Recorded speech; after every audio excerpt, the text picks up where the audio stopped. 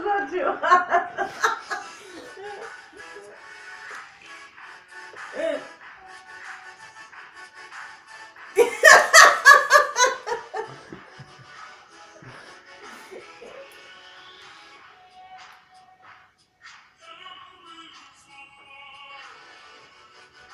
Nu roage, bă!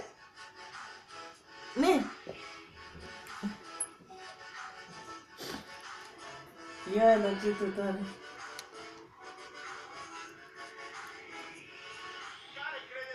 Vezi că aia au mâncat tu, piciorul!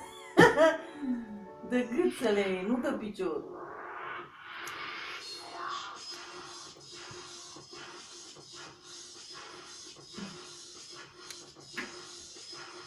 Ia, dar ce tătare! Michi!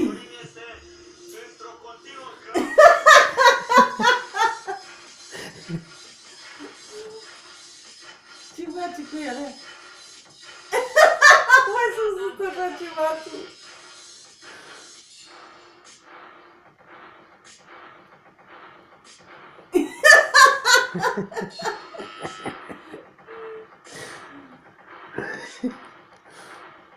Dacă vedea Roxy, cred că n-avea putea de dragul lui. Sunteți niște generații distruse, fraților.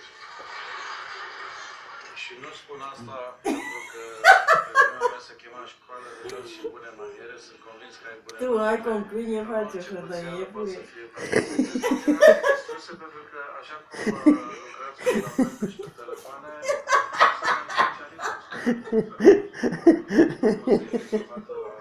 cablul ăsta de curent neizolat. Mai dezamăgit, adică ce știam eu despre Cram Dance n-are mare legătură și tu știi ce zic. Cram Dance am apăsat. Tu așa ceva n-am văzut tu. Unele lucruri mi-au plăcut, altele. Michi!